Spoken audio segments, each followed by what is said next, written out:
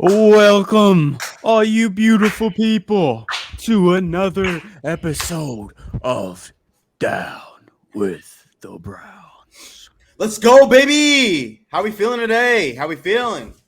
Great. Alive and well. So, some big announcements.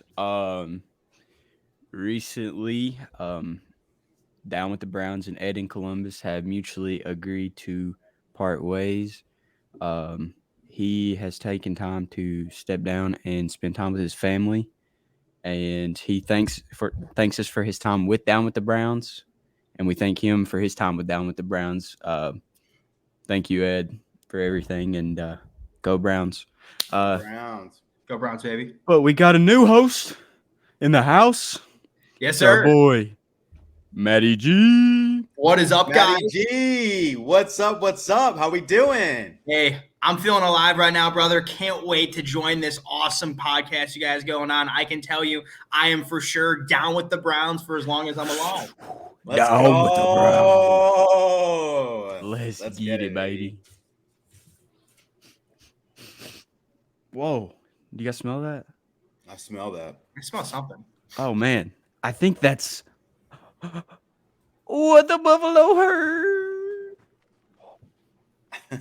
This is Mac with What the Buffalo has heard. Video emerged today with Aaron Donald swinging helmets in a fight. An NFL spokesperson yawned out, "It's not the Browns and it's not Myles Garrett, so therefore we don't give up." The team announced today legendary left tackle and future Hall of Famer Joe Thomas will be inducted into the team's Legends program during the home opener week in week 2. Hopefully the 6-time first-team All-Pro doesn't bring his mother, considering that Zach the Cougar Whisperer Wilson and the New York Jets will be in town. On Saturday, the Browns will close out their preseason facing the Chicago Bears. QB Justin Fields was asked about last year's 4.5 sack performance by Myles Garrett in week 3. He responded with, "I'm still working through it in therapy." Lastly, the NFL announced Art Modell has been eliminated from contention for induction into the Pro Football Hall of Fame. The league issued a statement saying, "We refuse to let poverty-stricken and incompetent owners into our hall. It's bad enough we have to deal with Dan Schneider." This is Mac with What the Buffaloes heard. Let's go. Let's get it. I that is awesome. I totally forgot about the Art Modell stuff not getting in. That is so satisfying. Oh, for So sure. sad. It was honestly, there's few things that I would say you could play on a loop and it just brings absolute just tears of joy to my face. This isn't sweat, this is tears of joy, I promise. I'd put that up with the Browns opening the fridges in 2018, the playoff win in Pittsburgh, and then as well as Baker Mayfield, giving crap back to Tony Grossi. So, definitely top five moments here in Browns fandom. That's awesome. Hey, Josh. Hey, Yo, we're down with the Browns. What's up, Josh? How we doing? Oh, Jeff said KFC, Matty, Mac, and Jacoby. What a group. I forgot we got Jacoby Brissett. Jacoby Brissett live in person, baby. What's crazy though? There's a similarity. We got to put it side by side because it's legitimate. Like There is some There really is. We do. Did you really? Oh yeah. You tweeted it out. Yeah, everybody go to at KFC Christian _ to look at that comparison between me and Jacoby Brissett because it's very accurate in my opinion. It is. Man, that is awesome. That is awesome. All right. Ladies and gentlemen, listeners everywhere, Down with the Browns is brought to you by Underdog Fantasy. I want to tell you guys about the easiest way to get some action in the NFL, and everybody knows I love my stats. It's Underdog Fantasy and their Pick'em game. Just pick over or under your favorite or least favorite player stats, and you can win up to 20 times your money in a single night. Underdog keeps it super simple with their easy-to-use website and mobile apps. Pick between 2 and 5 players to fill out your Pick'em slip. Get every pick right and take home some cold, hard cash. Use the code 216 and get your first deposit doubled up to $100 by Underdog. That is Underdog Fantasy. And Down with the Browns is repping Underdog Fantasy over on this side. That's for sure. Underdog. And what does that mean? So yeah, free money. Free What? money. Free money? Use the code. Use the That is free code. money. 216. Use the code. Free money. That is What? free Mac, money. I can't hear you. Say it a little bit louder. Free money. Free money. F-R-E, Mac is so that excited. spells free. His hazard lights are on. He's so excited. Absolutely. Yeah, no, that's not a serious problem wrong with my car. That is my hazard lights and will be treated as such. Oh, I love it so Oh, much. and you know what else? Network 216 is sponsored by Homage. Homage, one of the greatest clothing brands out there. Guys, get your man. merch. Hop online. Use the. Oh, we're gonna have some links for you guys. We're gonna be tweeting them out. So stay tuned to yeah, Network for sure. 216 for the links as well. I mean, you can wear Homage anywhere. Literally anywhere. Anywhere. You can wear it to church. You can wear it to a wedding. It can be your tuxedo. Okay. Yeah, it could. It could. That's We facts. just gotta That's feel facts. how- Going to small the that local people sporting will- event, any Cleveland sporting event, any sporting event, you can get any team. Don't matter if you're down with the Browns. It stays on at all times. Shower, at work, and even other times. Honestly, even when you're I've heard- doing the horizontal electric slide, you know, Yeah. with the your significant other. horizontal electric. Stays on at all times. That is, I've heard their shirts are extremely, extremely comfortable. So, Yeah. my wife, I regret to inform everyone, but I will be buying some Steelers merch for my wife. Boo. See, why are you gonna say that, bro? You could have just done that in secret. Honestly, and I just, really like, didn't even. All right. Oh. So, Manny's banned.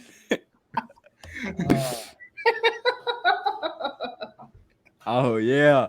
Jeff says I'm- Matty G wears it with all his women, and it's a ton.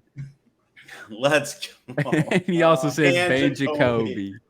Oh, Let's get guys. it, baby. That's awesome. That's All right, guys. So on that note, I gotta go. Have a great show, everybody. Go Browns! And Go Browns. once again, excited to have Matty G on the pod here and a part of our group.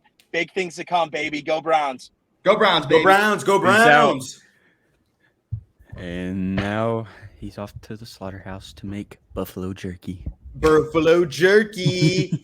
Hey, I guys, honestly, I want to start it off with a question really quickly because I am Let's hear it. very, very intrigued about what's going on with the Cleveland Browns roster. Obviously, they have to cut down to 53-man roster. They're at about 79, 80. So they really have to do some work right now. I want to know what are some of the names that you guys are thinking about that are kind of on the hot seat to potentially be cut, because I know we talked about a couple of last episode. Matty G, I want to hear from you. I want to hear some ideas, some of the names that you're thinking about. So throw some names out there just for the listeners who, in your opinion, who might not make this roster.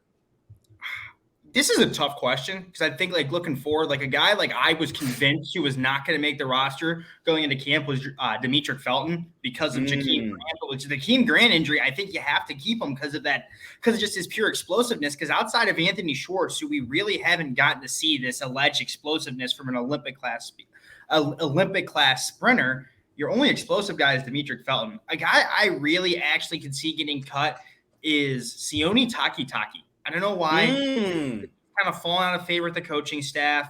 And I know Jeff just put down in the comments about Winovich getting cut.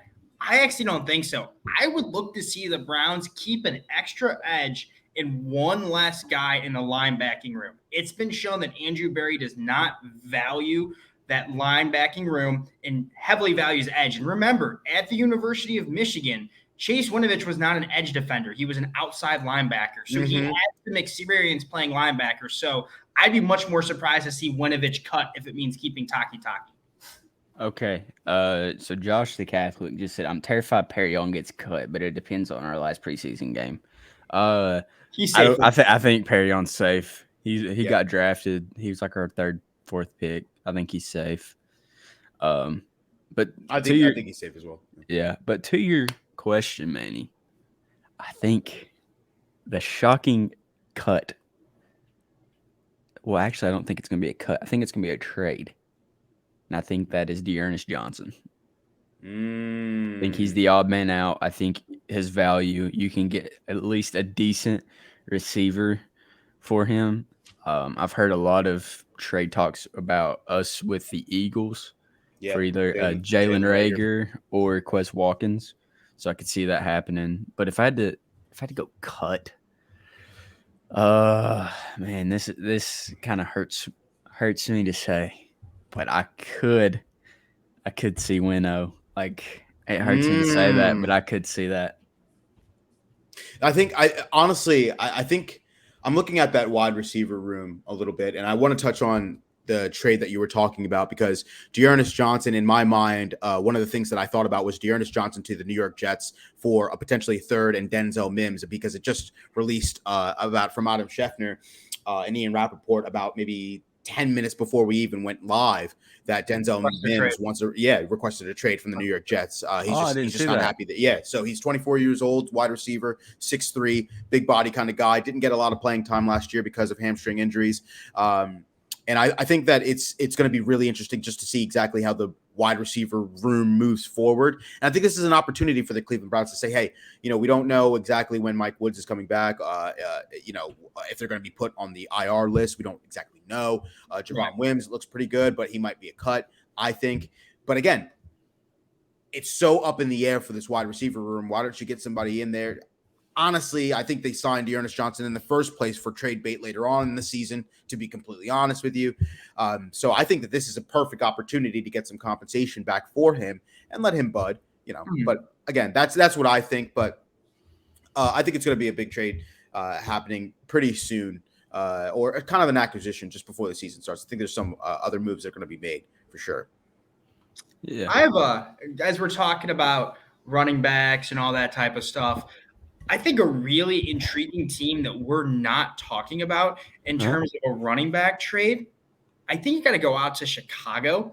If you look, we don't have any running game. Like, David Montgomery's been very inconsistent, and Matt Eberflus is a very, very old school coach. Dearness would really fit there. I don't think, in terms of receiver capital, you're not getting anything back from them. There's no receiver outs on the Bears I can really think of that I would be interested on this team. But maybe that's a team you could try and get a conditional fourth that would turn into a third, like you would for like the Duke Johnson trade in 2019. I have a hard time, Manny, seeing them getting an outright third. I just do because of the running back position. But I think a conditional fourth that has the chance to become a third-round pick would be your top target. I think the Bears are an underrated team. And another team I'd pay attention to is the San Francisco 49ers. If Elijah Mitchell is still having those injury issues, that's a team that's looking to compete this year. And the Shanahan offense is very much involved in the run game. And Trey Lance is an RPO type of quarterback. Yeah. Which I also saw, I don't know how true the tweet is, but I saw there's some rumors that the 49ers might cut Trey Sermon. Oh, Ohio State guy. That would be I don't know. I don't know exactly. Yeah, I don't know exactly why they would, but honestly, Matt, you touch on a great point with the Chicago Bears, because after David Montgomery, they really don't have Khalil Herbert, Treston Ebner. I don't even know any guys in that, on that roster that could compete. You know what I mean? That stacks up to a Dearness Johnson. And honestly, I feel sorry for Dearness Johnson just because he's in such a really good running back room. Yeah, he is. So I want to see him get his money, to be completely honest with you. But in terms of wide receivers, it's really dry out there. What do you want, Byron Pringle? You know what I mean? And they just got him from, I think they just got him from Kansas City. So I think that honestly, we're kind of in that sticky situation just because I personally believe, that's why I still got this old Odell Beckham jersey on. I still think that we need a wide receiver on this team to bring in. So Chicago doesn't have anything that really moves the needle for me. No, they don't. Yeah. I mean, we could trade Dearness for a guy that used to play with Watson back in Houston. DeAndre Hopkins. No, I'm joking. But moving forward, who is one guy that you guys think could make the roster that is been going in okay, he's going to get cut on the 53, but has worked his way through the preseason, through training camp, and you think that they're going to make the 53? We'll start with you, Manny. Oh, yeah. So I think it was weirdly a tie for me because I thought about AJ Green. And for me, I don't know. Maybe the acquisition of Martin Emerson really kind of was like, oh wow, AJ Green. I don't think he's going to make the roster, but him and Richard LeCounte as well have been making some big plays in preseason. Richard LeCounte is I don't know what he's been on. I don't know if he was always this kind of hard hitting kind of guy, but he definitely jumps out off the screen for me this preseason. Yeah. So I believe AJ Green is going to be one of those guys that makes the roster for sure. Well, to your point on Richard LeCounte, he honestly was a dog at Georgia. The only thing he got in that wreck. He did. And that after that, he wasn't really the same at Georgia, so he kind of slipped. Because, I mean, I watched him when he came to Lexington back in 2020. The dude was everywhere. Everywhere. So it's good to see him kind of getting back to that, like, where he was. I think for me, is a guy in the receiver room, Mike Harley Jr. And he's shown some speed. He's started to get some more reps. I think that with that Jakeem Grant injury, there is definitely a void. And like Manny had said earlier, we don't know when Mike Woods is going to come back. Yeah, a hamstring injury, like that's not something to be messed with. Those tend to linger, and that's like that's one of those things where it wouldn't shock me to see Mike Woods start out the season on IR, and then we see Mike Harley Jr. in there for the first 4 or 5 weeks of the season. I think so too. And honestly, what kind of worries me, I think for two people in particular, two players that kind of worry me, going back to kind of like being fearful of not making the roster. I just forgot. I had a note here to say, I really hope Johnny Stanton makes the roster because I love Johnny Stanton. He's a fan favorite for I personally believe. But is he going to? I mean, where exactly is he going to fit? Or is he going to be your third and a half kind of tight end situation? And then there's Tommy Togiai as well, because again, it's these season after season after season kind of ordeal where it's, hey, what exactly are we going to get a player to start budding? And for me, Tommy Togiai, I think last season is a little bit of a letdown just because of the amount of time he was able to play. So I'm interested to see exactly him budding in this next preseason game versus the Chicago Bears and just being able to solidify his spot on the roster. Yeah. So the guy I think that I kind of thought was going to get a cut that is going to make the 53 is Tony Fields. I think he's going to be that extra. Yeah. I didn't see him. I even told Dad before the first preseason game, I was like, dude, this guy's not making the roster. Like, that's one guy I think. Because, I think he missed a tackle or something right early against Jacksonville. And I was like, get this dude off the field, yada, yada, yada. And, dude, he's really impressed me the past 2 games. So I think if he has a real solid game against Chicago on Saturday, I think he's a lock. I think I kind of wanted to ask you guys a follow-up question. It's just slowly shifting gears into the quarterback room because, again, it's one of the most important positions in all of sports, if not the most important position in all of sports. So Jacoby Brissett, which I thought that he wasn't going to play at all in the preseason, all of a sudden is a delayed start, getting some time to play. You're going to have to stop talking in third person, man. It's kind of weird. At first, I was so concerned. I was like, "Wait, what just happened?" But yes, my brother, my twin, Jacoby Brissett. I just don't. For me, I think that he's going to get some playing time, which is fantastic, just to get some kind of reps in game, some familiarity with the offense, just in a situation where you have guys who are trying to make a roster spot, chasing after you. And then seeing Josh Dobbs, I think, what are some expectations? Do you think that they're going to go for another quarterback? Because, man, I haven't been able to talk to you about this. So do you think that they're going to go for another quarterback later on? Do you think that they're comfortable with what they have for 11 games, depending on what they see? Or, what if Jacoby Brissett goes out and have a bad outing? What do you think? I think we're going to see patience from Andrew Berry. He's the type of guy who doesn't overreact. I think the name to watch, everyone's been saying, is Jimmy Garoppolo, for the main reason being I think he's going to get cut. Niners don't want that cap hit, and I would be legitimately very surprised if he does get cut if the Browns don't call, because he fits in the Stefanski offense pretty solid. The only issue is that because of Jimmy G's lack of mobility, it would have to be a significantly different offense than from what you would see with Watson. I'm thinking the Jimmy G offense would actually be very similar to what we saw with 2020 Baker, just a little bit more efficient because Jimmy G won't press, won't make those dumb mistakes. That's the thing about Jimmy. That's the thing about Jimmy G. Like, I get that people say, like, he's not going to lead the NFL in passing yards. He's not going to lead the NFL in passing TDs.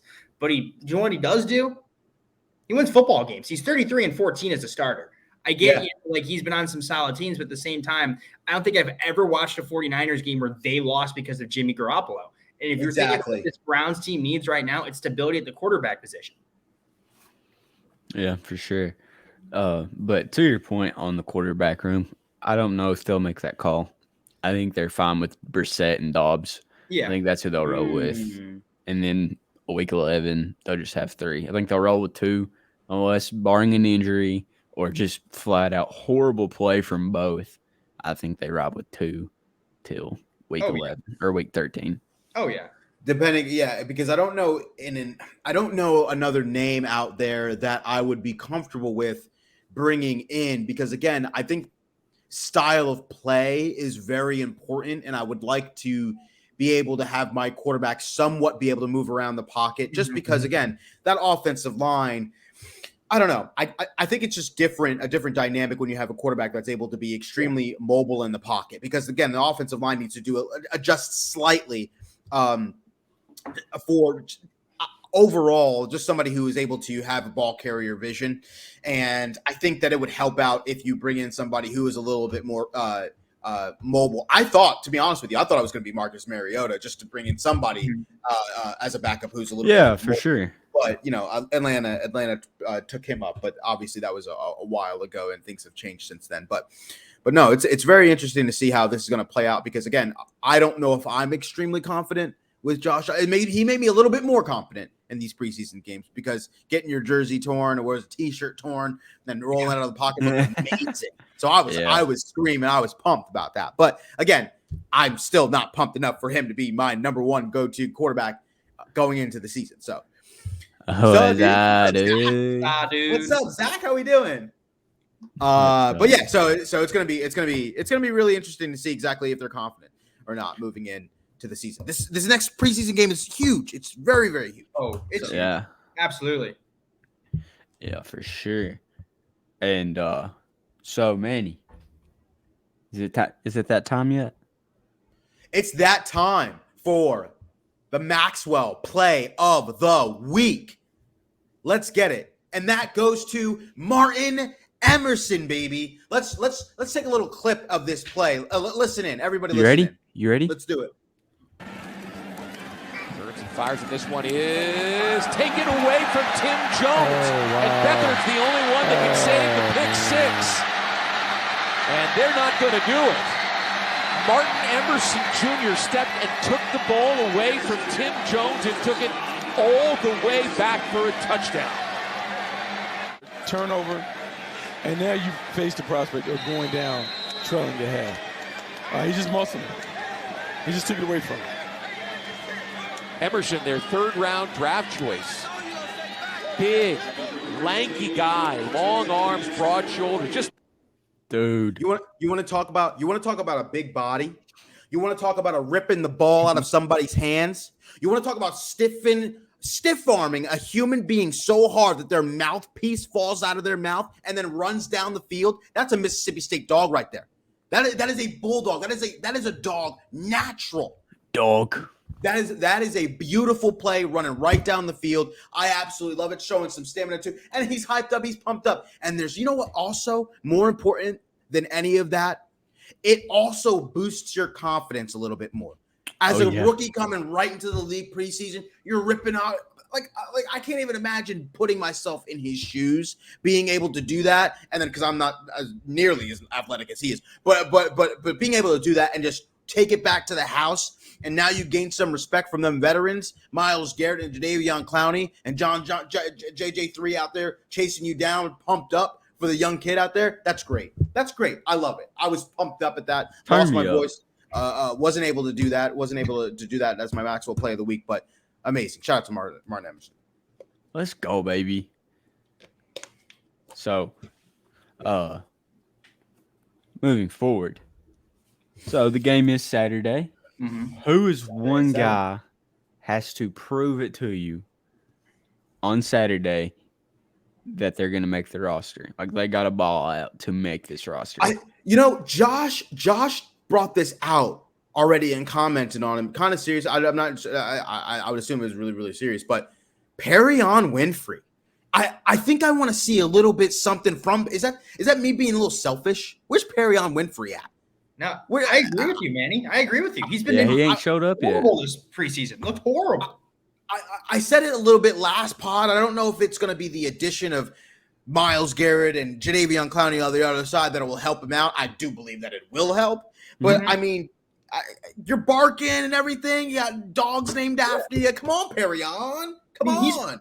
He's proven so far to be unplayable against the run. I mean, he's basically been unplayable against the run. Yeah. He has to. Yeah. He's only a pass rusher. I mean, he gets blown 5, 6, 7 yards off the ball on a run play. Jeff says Winfrey's all bark, no bite. That's exactly so far. I'm not gonna put that label on him, but the dude came out. I mean, we were all hyped. Let's be real. We all thought we had a dominant pass rusher when we drafted him because he came out. I'm a dog in that DMX voice. Just thought yeah, exactly. We all thought he was getting this certified dog. And and again, once again, I really on certain players, for certain players, you can say preseason doesn't matter. And I had my little rant last show before.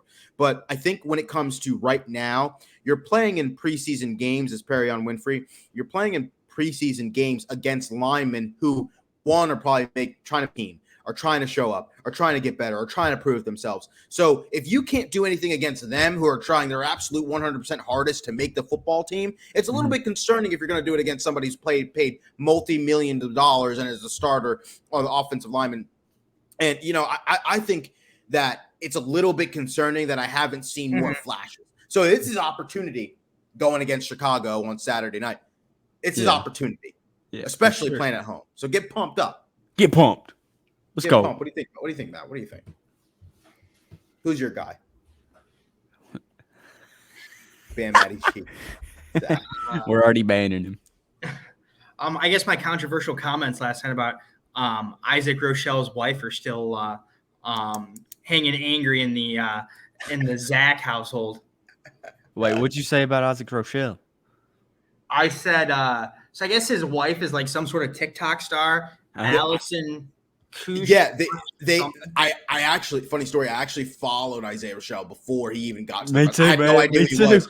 I was following him on TikTok because him and his wife are hilarious, and I didn't know. But yeah, so go ahead. Yeah. So I had no idea who this girl was. Like, I'd never heard of her. I'm not really on the TikTok. So I went through her TikTok last night, and I actually still have it pulled up somehow. And I'm like going through, and what I said is, I was like, I just don't get what's so special about her. I was like, she looks like your standard issue blonde sorority girl. So that offended some people. All righty. We're gonna have to take that. We're gonna have to take that off show, and we're gonna talk about that because I want to know what's going on. I want to know. We got to rethink this new addition. Who do you? So who's that guy? What's that name that you're looking for a big splash this week, Matt? For the last. For me, I'm gonna stay on the defensive line. Tommy Togiai. I thought he had some flashes last year. Like in the first couple of drives of the Patriots game last year, he had a couple nice run stops. He had a couple nice appearances here and there. I really want to see this great defensive tackle we saw at Ohio State, who gave Clemson's offensive line fits in the 2021 Sugar Bowl. That's who I want to see. It's Tommy Togiai. That's the guy I was real excited about.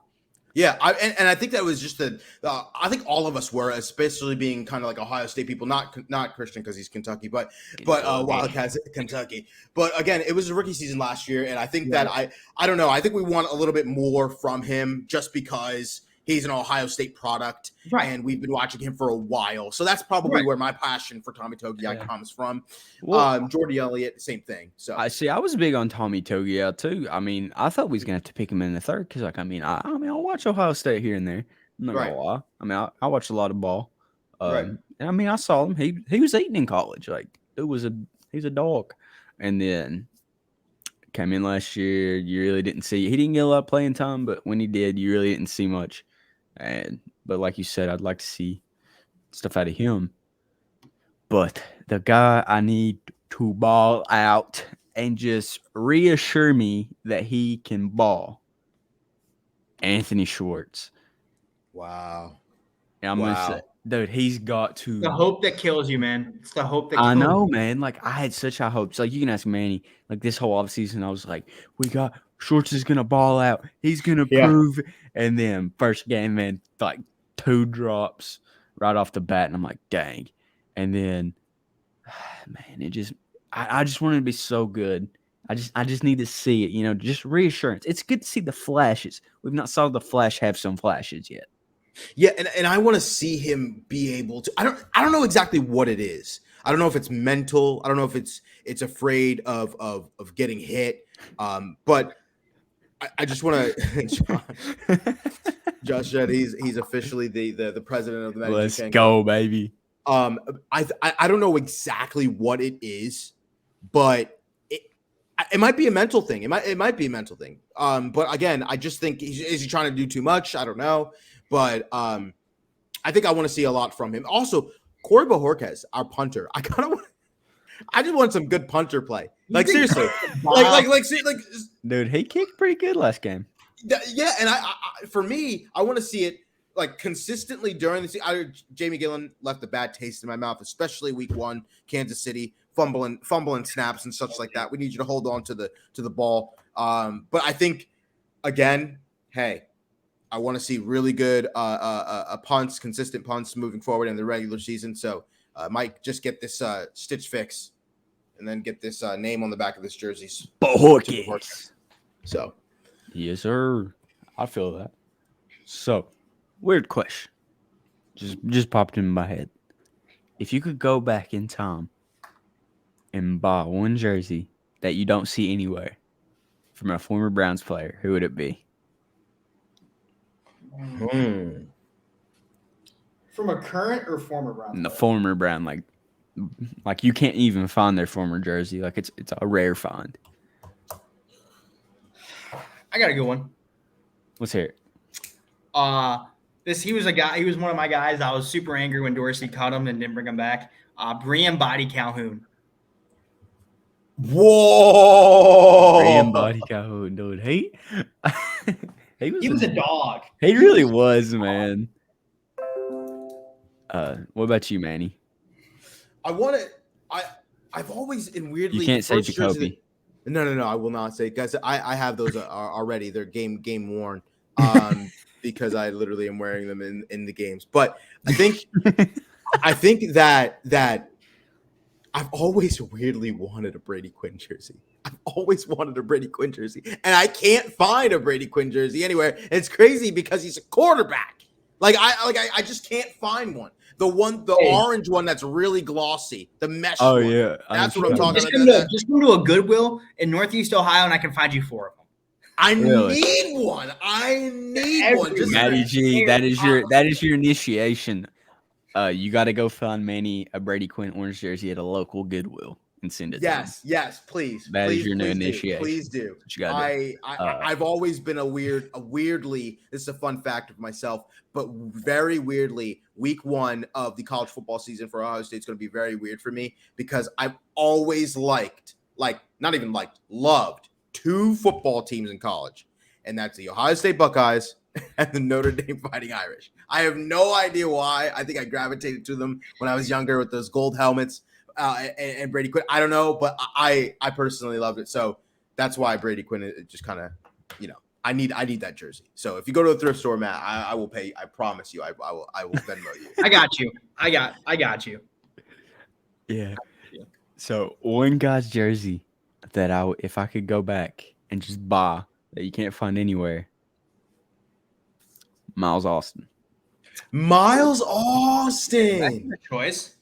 Last trade that kidney diving for that first down in Buffalo on Johnny's first drive. I think it was a kidney he last traded, wasn't it? I think it was a kidney. Yeah. I think it was a kidney. I think that it was a kidney. Yeah. I think I'm almost positive that it was a kidney. Yeah. It'd actually be either him or Trent Richardson. Dude, I was the biggest Trent Richardson fan. I was only like 11 and 12. like kind of split the year I right was there when so he was a angry when we rookie. drafted him. Dude, so I was You didn't like hyped. that pick? You didn't I like was that pick? hyped. Hated him. You know who I wanted? It's weird. I have a thing for receivers with drug problems. I wanted Justin Blackmon that year. And then you could argue that my all-time favorite Browns player of all time is Josh Gordon. I don't know what it is. I just have a thing for receivers with drug problems. I don't get it. Oh man. That's hilarious. You know what would be an awesome jersey to have? A Terrell Pryor jersey. I was this close. I saw one out in the wild at the preseason game. I saw like two of them. An 11 Really? senior jersey. Yeah, no, I almost copped one in 2016. I decided not to. And I regret it because I'm like still angry they didn't bring back Pryor. Dude, Oh, I wow. remember that. I think everybody was angry we didn't bring back Pryor on that huge deal, but in the long run, it was a very smart move. I mean, he's a quarterback who turned into a wide receiver in the He was NFL, good. which is He was on my fantasy team that year. He was my wide receiver 2 for that season. I mean, for fantasy, if he throws touchdowns, he gets points, right? PPR. Yeah. He gets Well, I mean, receiving. he would run and he would take snaps at quarterback too. Sometimes, like Remember the the Miami Dolphins game. game? Yeah, that's what I was going to Dolphins say. game, he had like 100 yards receiving, 50 yards rushing, and 50 yards Passing. yeah, like Yeah, that game was crazy. Yeah. It's fucking Do you Cody guys Parkey. remember Charlie Whitehurst? Clipboard Jesus? Yeah, It was that a touchdown clipboard, Jesus. to Connor Hamlet, I think it was, that tight end in the back of the end zone. Yeah. that year was wild, man. That was a wild. You know, slight change of subject. It just dawned on me because I have for some weird reason I have the Jets depth chart picked up because I was obviously with that Denzel Mims news breaking, and I just looked at it and I realized I was talking to some random fan in the Twitter Spaces and listening in. And they were talking about going through the Browns schedule the first 4 weeks. And I haven't even been able to like talk to you about this, Matt, but like those first 4 games, they actually had the Jets and the Panthers beating the Browns. So starting 0-2. I kind of really want to talk to you about that because I haven't been able to get your thoughts exactly looking at the schedule because I know it goes Panthers, Jets, Steelers, and then the Falcons, and obviously Chargers and Patriots and so on and so forth with the Ravens and Bengals. But I think I don't understand exactly why, and I'm trying to take my Cleveland Brown goggles off. Is there any possibility that the Browns don't go go worse than 3-1 in that first 4 games? I could see 2-2. I could absolutely see 2-2. Who would the second loss be to? I'd say Pittsburgh and Carolina because that Carolina game is I hate. That's going to be a hard game to win. Here's the thing is like I think that is like out of all of the week 1 games us as Browns fans have had since 99, that's probably the most important because I think however that game goes is going to tell you how the season's going to go. They have to win that game. But at the same time, Carolina's got a very, very good defense. 2 great young corners in C.J. Henderson and J.C. Horn. Yeah. They got Brian Burns, a good pass rusher. Derek Brown, very good young defensive tackle. They got some guys on that team. That defense is going to give the Browns offense some fits, especially with Noah Watson. And I'll tell you right now, my biggest concern for that game on offensively is not Baker or DJ Moore. It's Christian McCaffrey. That's a test for Jeremiah Owusu-Koramoah because Christian McCaffrey is a beast out of the backfield catching those little swing passes. That's a trap game, man. And if the Browns aren't prepared, they're dogs in that game. I mean, it's a point. They're dogs by a point. It's basically a pick 'em. In the Steelers, Mike Tomlin doesn't lose. I mean, that's going to be, like I said last time on Faithful Dogs podcast, my prediction for that Steelers game, whatever defense scores in that game is going to be the team who wins. One of those teams is going to have to score. And to be completely honest, to piggyback off of what you're saying about Pittsburgh, because once again, I've been watching a little bit more Pittsburgh preseason than I would like to admit. But I think headband is a W. That's so facts. I love the headband. But Kenny Pickett, he looks good. Kenny Pickett looks good. He's making good, really concerning. I mean, he's making good decisions. I get he's not gonna he reminds me a lot of Alex Smith. I think he's the next Alex Smith. But keep in mind, Alex Smith, I mean, he led teams to 11, 12, 13 win seasons. He's a good quarterback. Consistently. Kenny Pickett, he has as many incompletions as he does touchdown passes. He's making smart decisions. Kenny Pickett, he worries me a little bit, and he's older. He's more experienced. I think that it'll be interesting. We haven't seen him against NFL pass rushers. He has yet to have guys like Miles and Clowney coming at him, but he looks good. I don't know, man. I actually would like the Browns' chances more against Mitch Trubisky than I would against Pickett. I'll put him out there right now. And especially adding in George Pickens, but because he looks amazing as well. I wanted Pickens so bad in that second round, man. So badly. I think I'll have my Matty G hot take of the day. I think George Pickens is going to end up as the best player out of the 2022 NFL draft. 100%. Wow. The entire draft? Entire draft. That's hot. Sauce Gardner I Sauce Gardner, he's going to the Jets, and I can tell you, my sister went to University of Cincinnati, so I followed UC football, watched him because I hate the University of Cincinnati. Sauce Gardner really, he had issues with Jameson Williams in that in the Cotton Bowl. He didn't really play that many great offensive receivers because most of the guys in the AAC, the biggest difference I would say is pure size. He never really faced guys who are north of 6 foot. So, I think you're about to see him get tortured against some of the matchups he has coming up. So, it's a guy I don't really like. Kayvon Thibodeau is the only guy I would say challenges George Pickens. But if you look at this guy, he's insane. He was the best receiver in college football before he tore his Achilles. Yeah, this guy was a top 10 prospect before he tore his, hamstring. I love Pickens. And the Steelers are a wide receiver factory at this point. Insane with talent. I'll tell you right now, I could see Pickens making the Pro Bowl as soon as this year. Wow. I think he could be this year's George Pickens.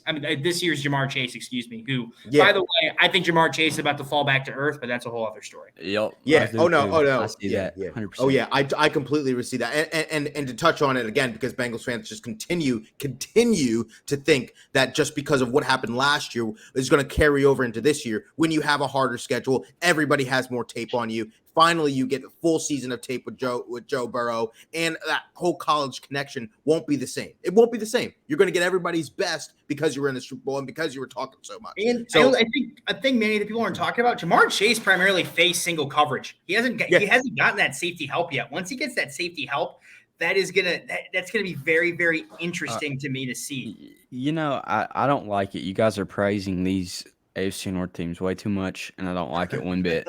Okay, let me just remind you who we got on defense.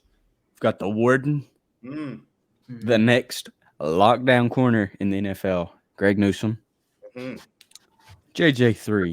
You're forgetting somebody. Oh, I'm just gonna keep continuing. Where's my boy, baby Jalen Ramsey, Martin Emerson, buddy? I was gonna get to him. Dude, he's a dog.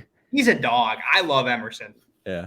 All right, let me just give you guys the KFC Certified Dog of the Week. Yeah. You guys ready for this? Let's get it. Sir.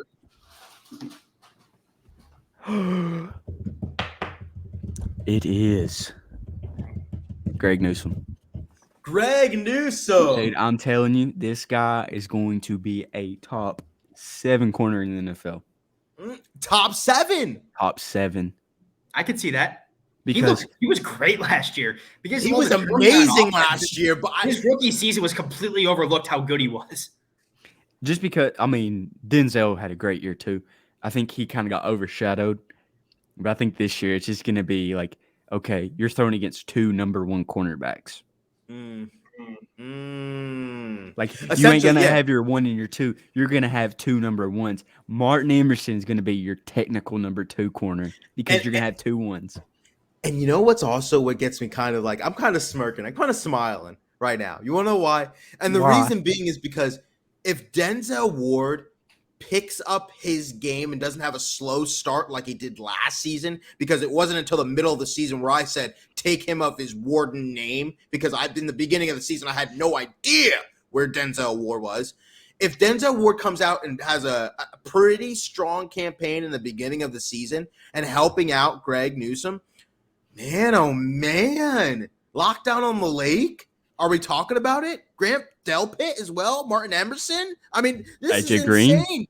AJ Greedy? It's Greedy. It's going to be crazy. And you know Greedy's going to be playing his mind out because he knows that if he plays really well, he's going to get a big contract somewhere else because the Browns certainly aren't going to give it to him. And he's going to have to play Greedy. He's going to have to stay healthy too.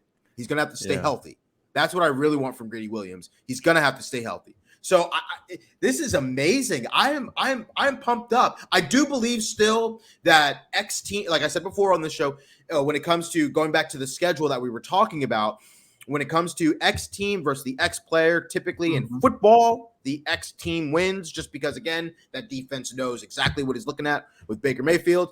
That offense, offensive coordinators know his weaknesses, know all the plays that they had to adjust last year and say, hey, well, let's put him in that situation again. So he can play with that chip on his shoulder all he wants. But if you stone the ball 100 miles per hour and go to DJ Moore's hands, all right, whatever. So I think that the X team's going to win there. So I understand like Baker has that fire in him. He does. He's a very passionate person. We know that. Oh yeah. But this defense, they are hyped. Like you can tell they are hyped for this week 1 game. They'll say that, they'll keep it professional, but it's in that locker room. JOK, all them boys are ready for this week because the hate is strong in them for Baker Mayfield. Oh yeah, they ain't gonna come out and publicly say that, but you could see it. You know it. You know that it's a thing because again, just because of the frustration.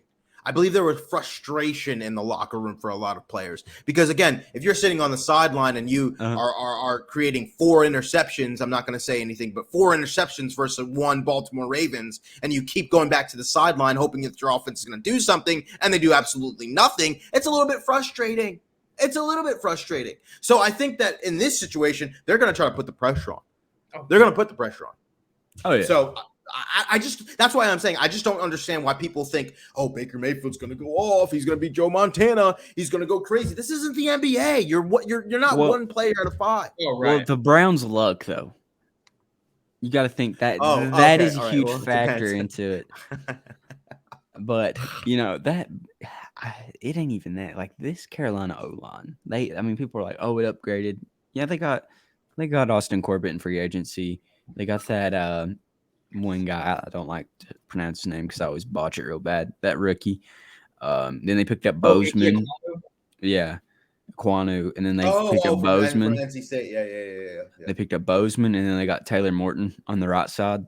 It's an okay offensive line, but when you've got your first game of your career and you're going against Myles Garrett, it's I know they're going to triple team Myles. But, man, if these D tackles can do what we think they can do in the pass rush, we might get 10 sacks week 1. And honestly, that's why I'm saying, okay, I don't see a situation where – and that's why I'm saying the spread. You talked about the spread already, Matt, at one point. I don't exactly understand the hype. I think people want it there to be hype, and when you're talking to other fan bases, and like I said before, I was talking to a lot of Philly fans down here, and they're saying, oh, he's gonna have vengeance, he's gonna have this or the other. Look, that does not work. It's a great storyline, it's fantastic for football, but that's not how it works in the NFL. So I think that I'm not very worried about the Panthers, not very worried about the Jets, especially with Zach Wilson going down, because there won't be any Zach Wilson. There'll be some Joe Flacco action week 2. Pittsburgh is my number 1 concern, and I'm not even going to talk about Atlanta because as much as I love Desmond Ridder and want him to do well, it's seriously. I really want him to do well. I seriously do. He's not even in our conference. And man. He's not good. Listen. Hey, Drake. He's got Drake London. He's got Drake London. Kyle Pitts. He's not good. Cordell Patterson. Let's be real. Let's be real, Manny. They're going to win 2 to 3 games this year.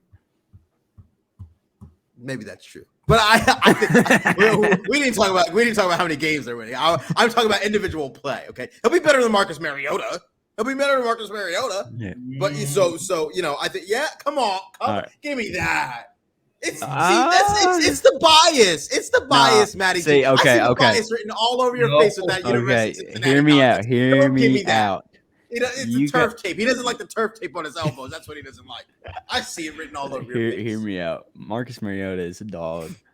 He kind of just With got. his feet, he's a dog. Give him tell him to He's throw got the a football. decent arm. He's got a decent arm. It's not the best. It's not the worst, That's but it's Tennessee. okay. It's still crazy to think about that we were legitimately having conversation about Marcus Mariota being the starter this year. Like those 3 days after Watson said, "Hey, like I'm not interested," that was like an all-time low as a Browns fan. Like All-time low. We were talking about, like, Bro, we really were like Jimmy G was the best case scenario. It was. Everybody was gone. no, because Matt Ryan had just got traded to the Colts. Exactly. We were all like, okay, he could Matty come Ice. here. I was like, I like him Matty at Boston Ice. College. Carson got traded. Who else? Russell Wilson signed with somebody. That was He got traded to Denver. Yeah, so Dude. Aaron Rodgers re-signed. I was Kirk like, re-signed Cousins for extended. what? And then Kirk Baker Cousins come extended, out. Yes. And then Baker comes out and he's like, I'm not playing for the Browns. You know I'm what's like, crazy? What you had no choice. He was still under contract, Baker Mayfield. I don't want to go on a rant because it's over. He's on a completely different team. But it was so weird to me in my head because I'm like, can't the Browns just say what they're saying to Kareem Hunt right now? Like, no, you can't have a trade. No, like you're under contract. Play. It's your last. And for Baker's situation, it was his last season on his contract. So like, he was going to be a UFA afterward. That's why I said UFA because I can't even say it. But like free agent. Yeah. So it's like I don't understand what the problem was. But anyway, it's weird. That's weird. That whole situation was weird. Okay. But one last question before we end this thing. All right. If you were Andrew Berry, what is one move, trade, free agent signing that you would make before the season? Go after. I said it already. Go after Denzel Mims. It just popped up, fell into your lap right now. You know what I mean? Especially with the Mike Woods injury. Jakeem Grant, you can't even use him in the wide receiver room, even if you really wanted to, although he was a special teams player. But again, you don't want to play Amari Cooper too much. You need somebody on the opposite side of Amari Cooper. And why not get Denzel Mims, a younger guy, get him still on his rookie deal, trade for him, bring him in, trade Dearness Johnson over there. You were going to do it anyway. So I think Denzel Mims, go after Denzel Mims and get some more meat, some more continuity in that wide receiver room. If it's me, I'm calling the Washington Commanders, and I'm offering Kareem Hunt a third this year and a second next year for Jonathan Allen.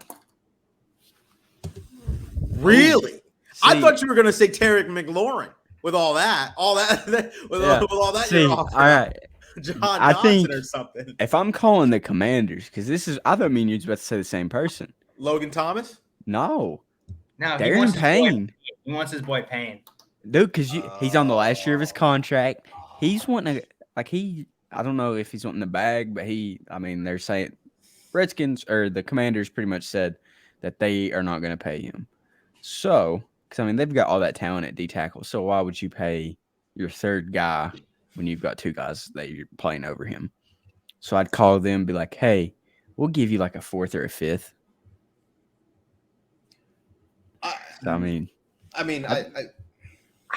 want one of the most of. I would want Jonathan Allen at 9 sacks last year. I want a guy who can be a pillar of this defense going forward. Jonathan Allen's he's only 27. He'll be 20. He's 20. He just turned 27. That's a guy you can have on this defensive line for another 5 years. And Kareem Hunt's not going to be back next year. Okay, I would probably take that down. I would only offer the third. I think that gets it done because of the depth that they have. I think Kareem Hunt in the third for Jonathan Allen makes us a better ball club. I just don't see how you can. I know you like Darren Payne, KFC, and I think Darren Payne's a good player. think you can get him for a cheaper price. Yeah, but what's the point of making the deal and giving up an asset for a guy who's not going to be here next year? This isn't 2 years ago in 2020 when we had mid-round picks to spare. At this point with the Watson deal, if you want to move up, you need those mid-round picks. I would rather give up the third and Kareem Hunt for a guy that I know can fill that need for 4 or 5 years going forward. And he was a Pro Bowler last year. Yeah. That's it's crazy. I don't want to, put down either of your ideas, but you guys are going on the defensive side of the ball, which I thought you were going to say somebody in the wide receiver room. have no idea who is catching the football. I don't like it's crazy. Well, to me. okay. So I started Do you want my thinking crazy trade that I Go was ahead. thinking the other Let's day? hear it. My crazy trade. Let's hear I don't know if this is going to happen, but I think it's worth a call. I would call and offer Kareem, my second next year, and my second this year for Chris Godwin. Because hold on. You don't know how much longer they're going to have Brady for. He's probably not going to be back past this season. Tampa No. needs Yeah. Russell Gage is a solid receiver. They got Scotty Miller. They have Mike Evans. They don't want to pay both Mike Evans and Chris Godwin when you don't have Tom Brady. I just gave you some bum bringing in, yeah. your bell cow running back that they do not have. Leonard Fournette's a solid running back, but you can't sit here and tell me that Kareem Hunt's not better than Leonard Fournette. I gave you two draft assets that you can go and move up in this draft to go get your guy for next year. And Chris Godwin's not going to be back till the middle of the season. So if they're looking to win right now, which they are, Godwin doesn't really help them. If you think about it, there's some sense there. You've got to tweet that. I love that idea. I absolutely love that idea. And I think, how old is Godwin? Godwin's 26, 26, I want to say. So we can look that, but I absolutely love that idea because it gives you another weapon. Just turned 26. I just turned 26. It gives you another weapon across from Amari Cooper. Plus, he's under contract. Plus, he's under contract. And honestly, I need one. Well, how would that like long term, like that probably next year it'd be a horrible contract. No, it's worth it's a 3-year, $60 million deal. Only $40 million of that's guaranteed, Christian. There's a lot AB can do with that. He can stretch that $12 million across a few years. That's a very workable contract. And if you look at the Buccaneers, they're not like having a high price guy like Chris Godwin doesn't make sense going forward. They're not going to get rid of Mike Evans. He's Mr. Consistent. He's been their leader. He's been the face of the franchise. I mean, he's had 1,000 yards, I want to say. Hasn't Mike Evans had 1,000 yards every season he's been in the NFL or pretty darn close to it? Yep. They're not trading Mike Evans. But I think Chris Godwin's up for grabs. And remember, the Browns were interested in him. And there was mutual interest. Yes, they were. Before free agency, there was mutual interest before that tag was placed. Let's just start the hop. Just go ahead. We'll back you up. We'll start the hop. Chris Godwin to the Browns. And again, a lot of people are probably going to say, hey, Kareem Hunt, we need him right now for 11 games. The game's going to be really run heavy. Honestly, even if you send away Kareem Hunt, after 11 games, you're getting Deshaun Watson. Now, imagine having minus Kareem Hunt, but then you bring in Chris Godwin at week 12. You know what I mean? Yeah, or week 13. So it's like you get Godwin and Watson at week 13. Exactly. So it's like week 13. So it's like I think for a trade out of Kareem Hunt, which you won't even need him at that point. And if what if we're bad for 11 games, then we're bad, and then we just get a better draft pick. So you want to hear my take on? You want to hear my take on why we haven't got a receiver just yet? What is that? Why? If you notice, Watson and Brissett, they both love tight ends. Yeah, that is true. They do. That is true. Watson loves tight ends. I will say, I don't think Harrison Bryant's it. I think a guy to watch is O.J. Howard in Buffalo. He hasn't done great there. There was I read an article today that they might look to flip him for a late round asset if he's not going to get playing time there. But no, I'm telling you, and this is something I might get canceled for saying it. I don't think this is the Browns' year. I don't. Mm-hmm. I think that with everything going forward, I think I'd be happy with an 8 or 9 win season. All right, and I think you have. I know. Like this is the analyst in me coming out, the accountant in me. You have to plan for 2023 and beyond. And if you can buy assets for 2023 and on at a discount, I think you have to do it. Ban him for life. Well, on that note, I think we should wrap this episode because I don't really. We're gonna have to have a serious talk with him, Manny. I understand where you're going, Matty G. I do, but Matty G. It's your debut, baby. Great episode, boys. Great episode, bro. And go Browns. Go Browns, baby. Go Browns.